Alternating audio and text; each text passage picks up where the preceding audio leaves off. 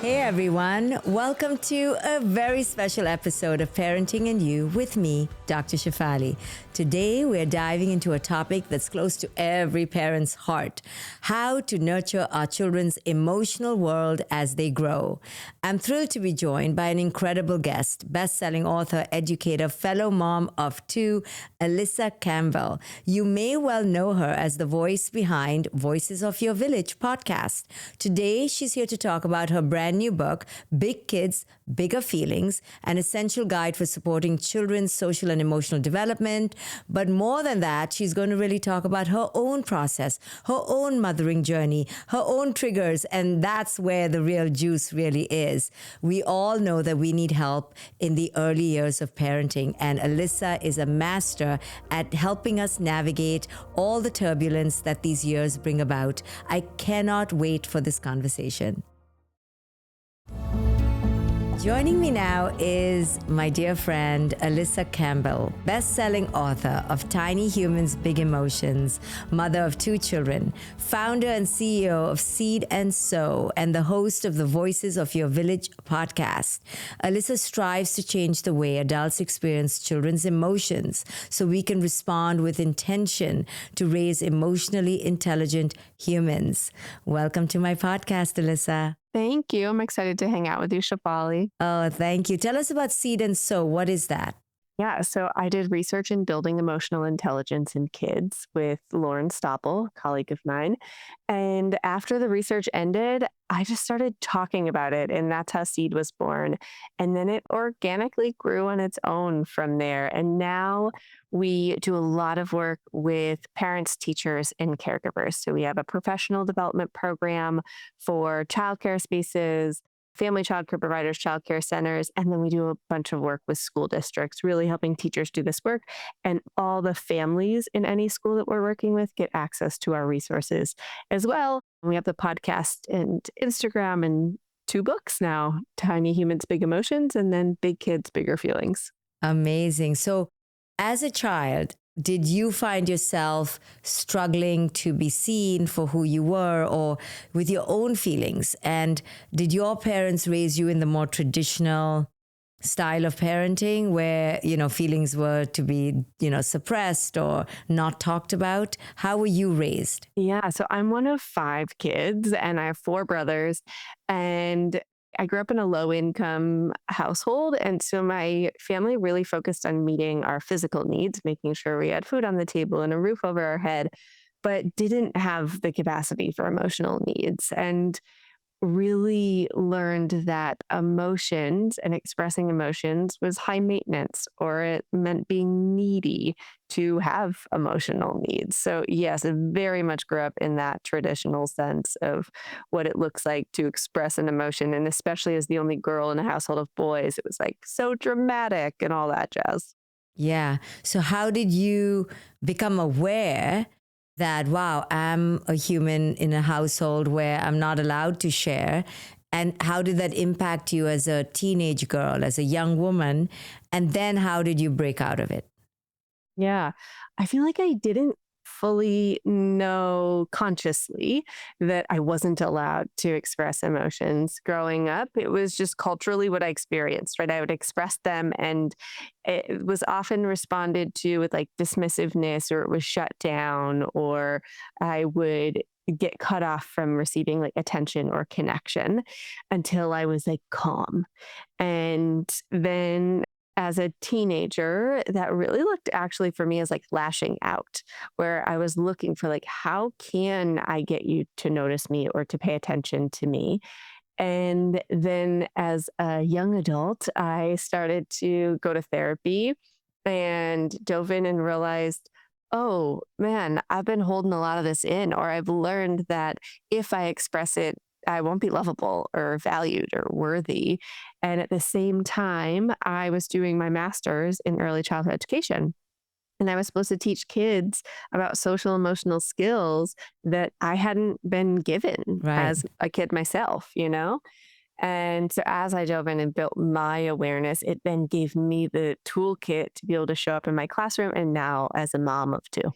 Wow. So now, as a mom of two young kids, do you Hmm. find yourself still like going into those old patterns of, you know, dissociation from your feelings? Or do you ever see those shadows show up in your current life? Oh, for sure. Especially when I'm under resourced, like when I'm not taking care of myself, when we have nights that are sleepless nights with the tiny humans, or if I'm traveling for work and just stretched more thin, then absolutely I can fall back into old habits and patterns.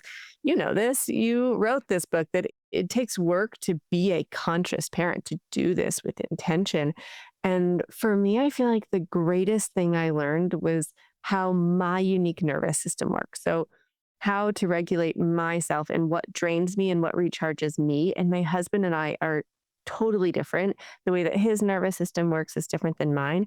And learning how mine worked gave me the toolkit to be able to recharge and anticipate what was going to drain me. So, there's so much talk about nervous system recharge, reset, and renewal, but people really don't understand what that is. So, can you break that down really simply using yourself as an example? How did you go from not knowing how your nervous system worked to learning to regulate it?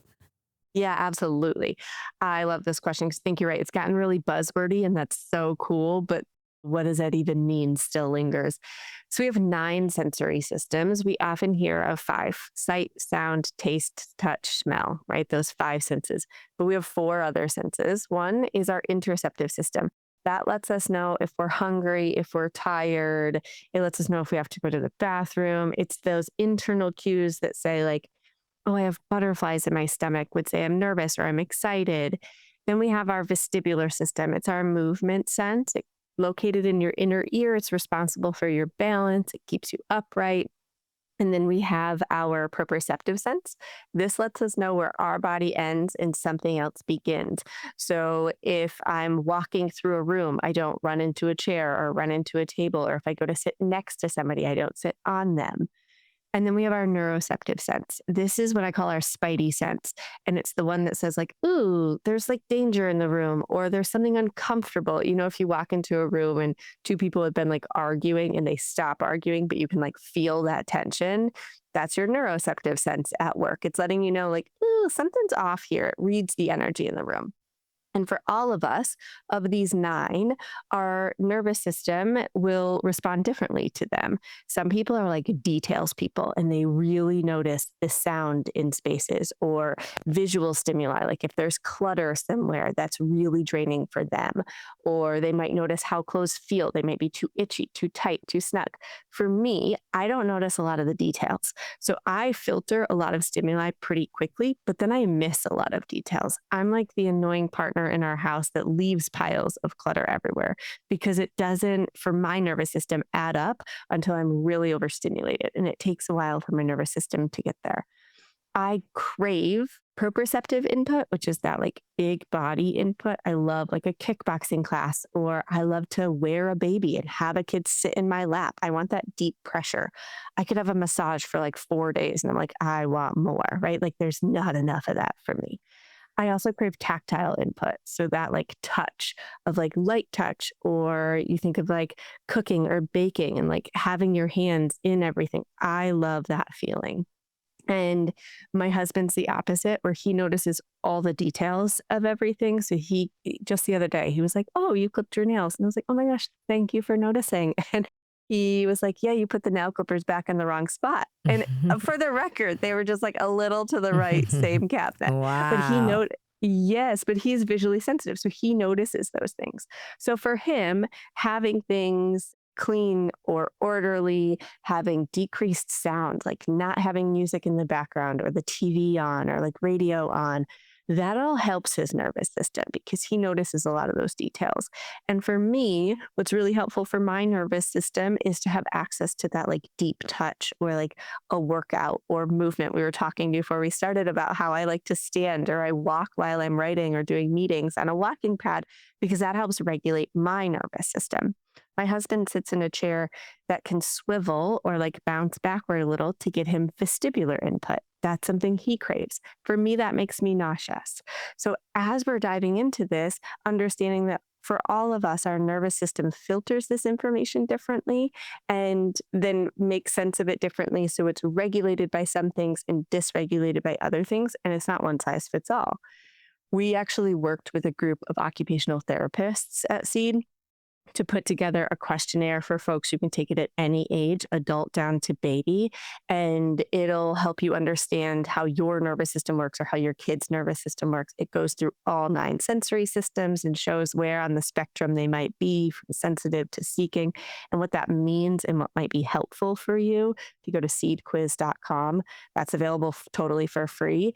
And to help people learn about their own nervous system in the way that for me, it was so transformational for myself, for my relationship with my kids, for my relationship with my husband, to really understand that, oh, he's not trying to be annoying when he's like, oh my gosh, can you please put away these piles? And I'm not trying to be annoying by leaving them. We just move through the world differently. Really, I'm going to tell you, I'm going to do it this evening. So seedquiz.com, and we're going to take that. And you didn't even know I was going to ask you about this. I thought like, oh, you were just going to give me like some basic answer, but then you launched into this whole science and now you even have a quiz. So I'm so excited to take the quiz.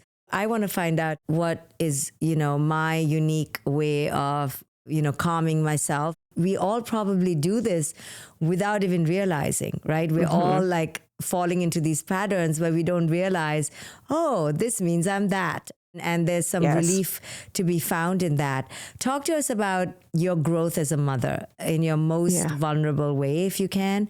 What has been, the most difficult, personality block that you can't dissolve or keep coming up against in your parenting? It could be leaving stuff around and forgetting stuff, or it could be something deeper. Yeah. What's something that you've discovered that, boy, this is something that's really hard for me as a mom?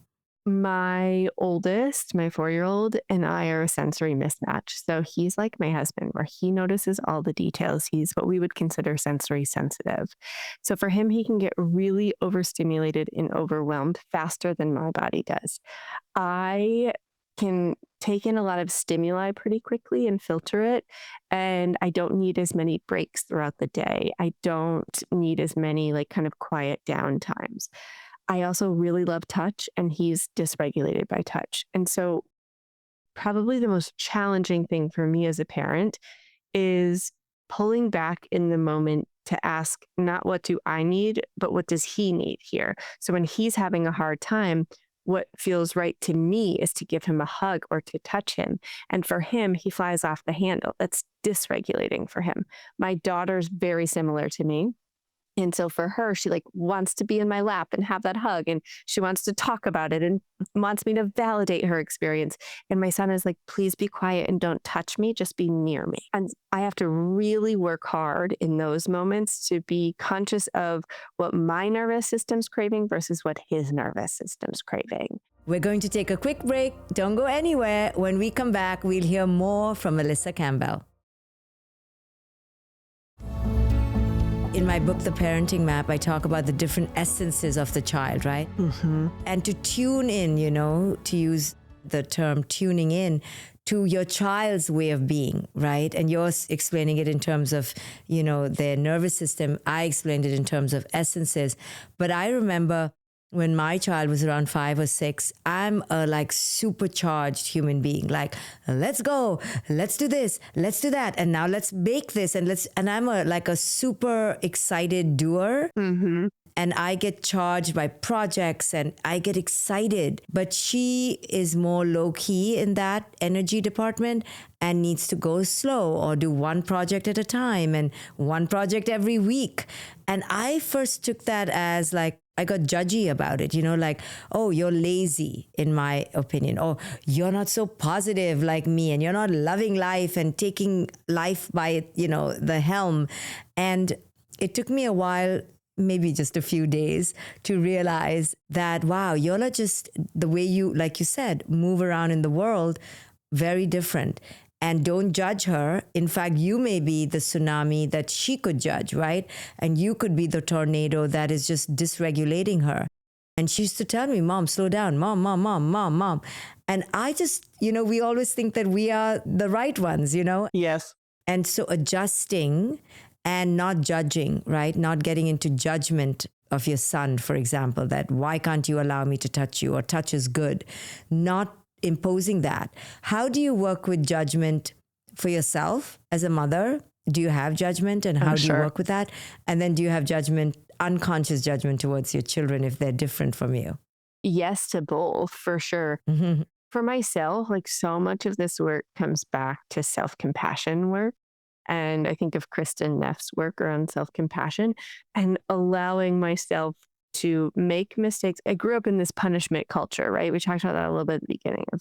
I grew up in kind of a traditional, you make a mistake and you need to be punished for it so that you know how bad it was and you feel bad enough that you won't do it again.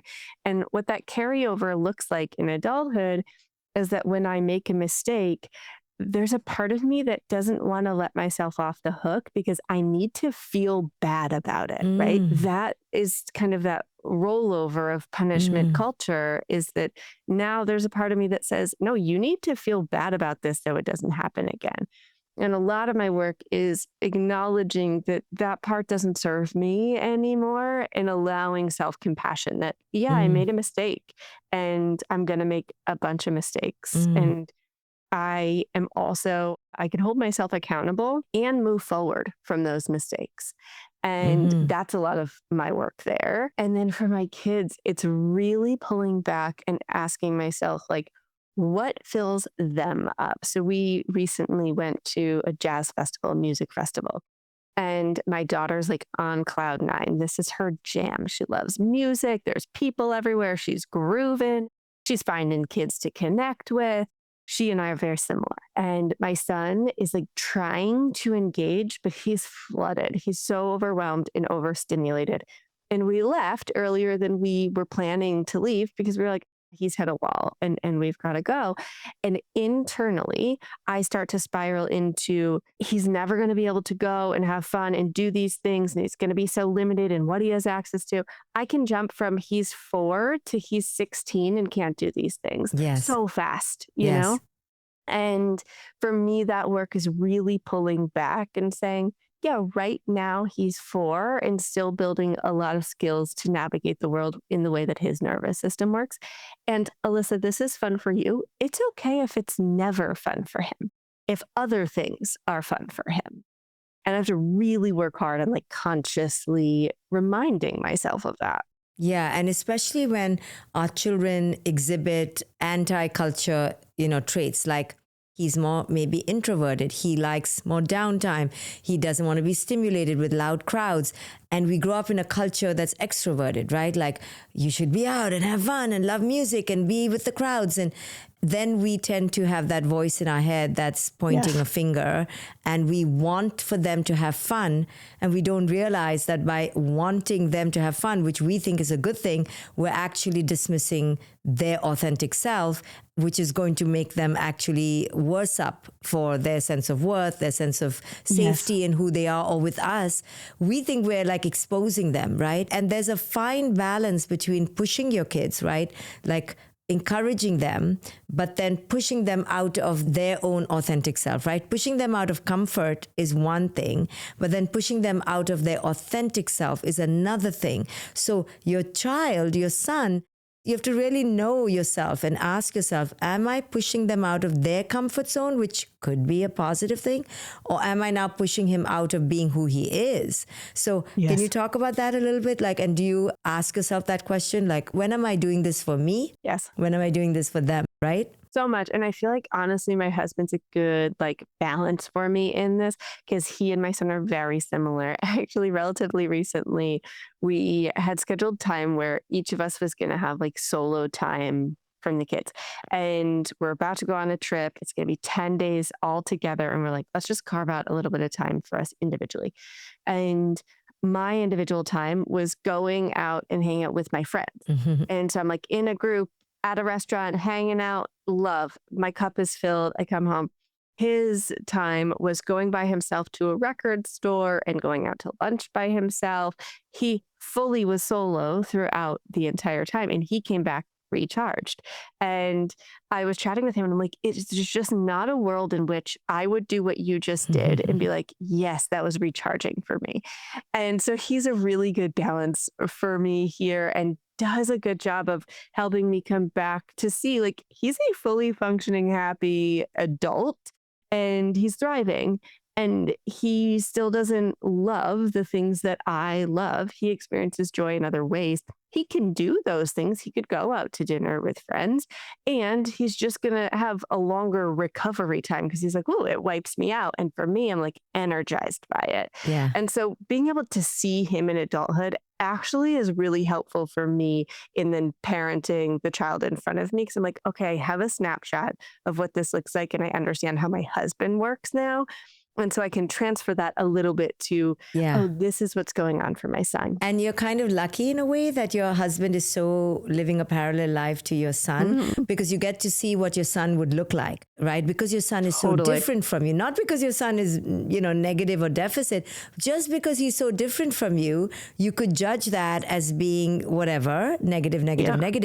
And because you don't have a model for it being a functional thing in adulthood, all you have is your own model. You're going to think that cannot lead to a functional model because you are your own best model right now.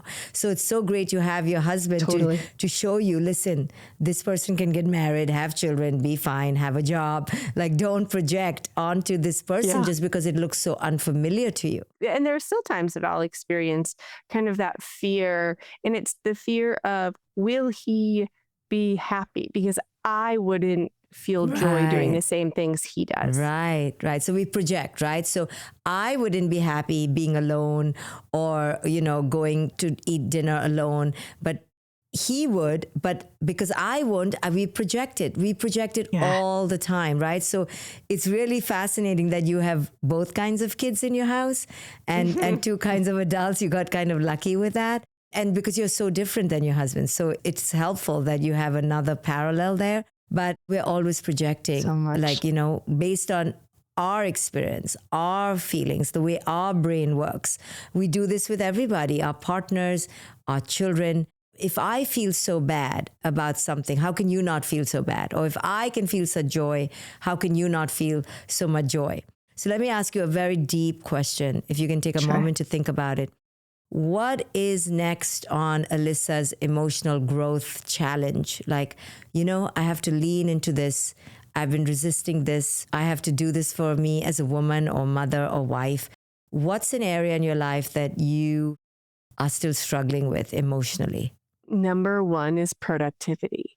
That feeling of like my value and my worth comes from doing and not just being. And so really being able to pull back and say like, this is enough. I left today and I've done enough, whether the to-do list is done, whether I have accomplished every goal or even laid them out, just allowing myself to be worthy and valued from being. I grew up in a culture that was really focused on productivity. I was a star athlete and I was a star student and I was president of student council and all the things, right? And went on to create a successful business that's thriving and write the books and put the programs together. And I have found worth and value in doing and have received that like praise and the accolades from doing, from accomplishments. And so when it comes time to slow down and play in the backyard with my kids, it's hard for me to be present when I'm like, okay, I also have to order those groceries or throw in the laundry or do X, Y, and Z. It's hard for me to slow down and be and say, this was enough. This was the right thing to do today for me. Yeah. Do you allow yourself more and more as you're growing older to take those moments of stillness and be just in receiving mode versus giving and doing mode? I wish I could say yes, Shefali, but I feel like as actually the business has grown, I've gotten more and more into doing, because then as the business has grown and there's more to work with, I'm like, oh, and we could create a resource for this, or we could go do this. And it's created more opportunities and avenues for doing. And it's easy for me to get sucked into that and to kind of fall into that. So truly, this is my greatest ongoing present work is, I guess, to be present. I think, especially when it's about my relationships, just being with my husband and hanging out without having something else going on Yeah. in my brain, or being with my kids and just playing and allowing that just playing to be enough. Yeah. I think that what I've been doing in my life just a little bit is, first taking out things that are extra. So anything extra goes. Anything, irrelevant, where before I would, extend myself to do a birthday party, a wedding. I cannot do it. I cannot do it. And I've stopped feeling guilty about it. And another thing I try to do is really, go 20 minutes on Saturday morning or 2 hours on Sunday afternoon. I totally shut down, right? Put the phones away, completely put my legs up and just stare or just be or just allow, where I'm not producing. And I actually do it for my business, because I think when we stop and become still, then actually the business grows better.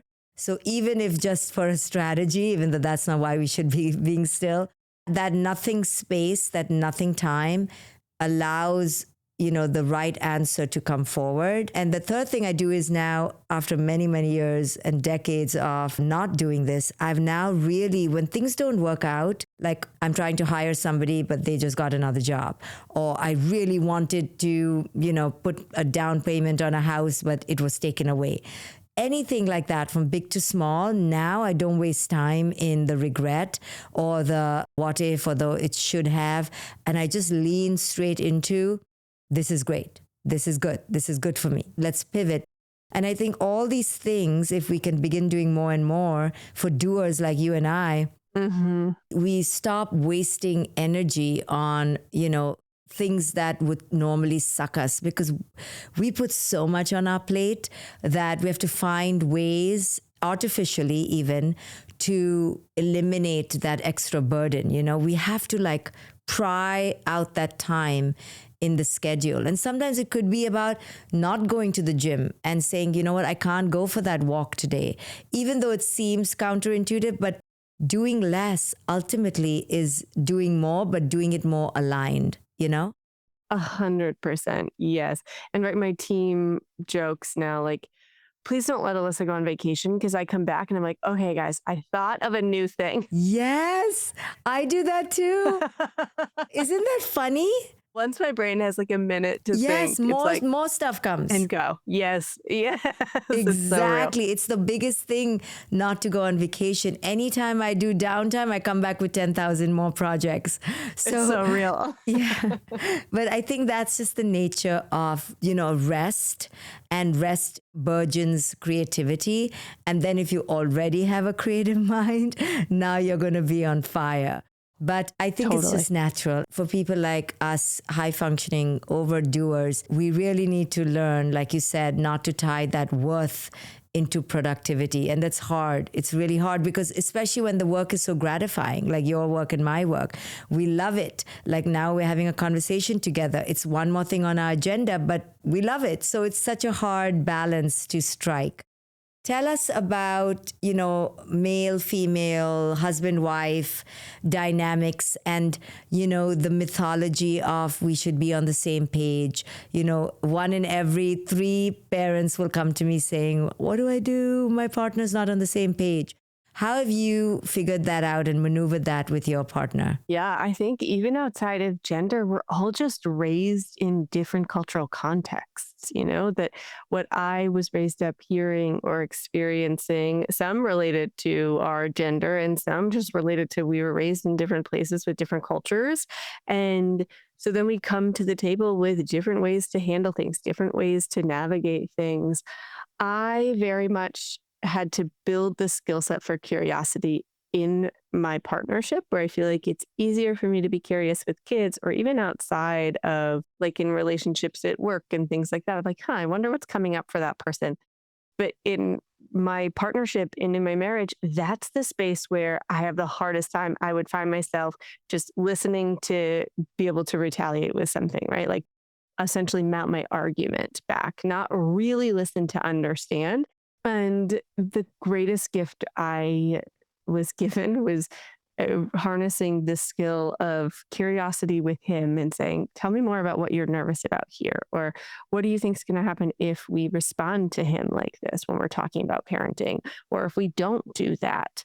And really getting to know what's at the root of what my husband's fear is around something or what he's concerned will happen or won't happen, whether it's immediate or down the road. And when I can get curious, then I can actually meet him with in that space of fear or in that feeling rather than kind of on that surface behavior like we do with kids, right? Where we're looking beyond that behavior to say, okay, what's coming up here?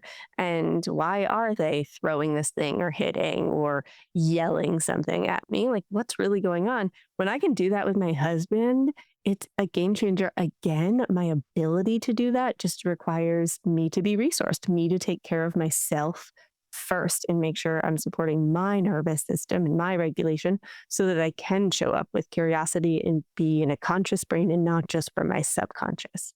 When do you find yourself triggered by your children or your work or your husband? Give me like, what is a trigger moment so people can relate to it and go, oh my God, thank goodness she gets triggered too. Like All the time. last question, I promise you, but just like something that triggers you, like very specific, like, and don't say traffic or something like that, something more personal. And then let's help people to understand how you navigate it so that we can give like a real life example. Yeah. So with my kids, two big triggers. One is whining, where just like the sound of whining makes my skin crawl. And I can find myself, I used to hear from my parents, I can't talk to you in that voice. Like when you have that voice, I can't talk to you. And I want to fall right back into that, where when my child's whining at me, I'm like, ugh, right? Like I just don't want to respond. I want to ignore it. I want to say, I can't understand you with that voice, even though I can understand. And so that for sure is a trigger for me. And I spin into this like dysregulated parent who's going to react instead of respond. And I have to work really hard. And sometimes I won't. Sometimes I will say, like, I can't hear you with that voice, or I can't understand you with that voice. And then later I will come back and repair and say, oh man, earlier I was feeling really overwhelmed as I was getting dinner ready. And you were using a whining voice to tell me that you needed help. And when I was overwhelmed and heard the whining voice, I wasn't kind to you. I'm going to try and slow my heart down so that I can be kind to you next time. That's something I'm still working on. And being able to just own that later, but it doesn't mean I don't react sometimes in the moment, right? Right.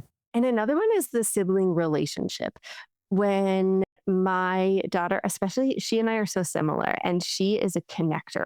All she wants in the world is to hang and be connected to the humans around her.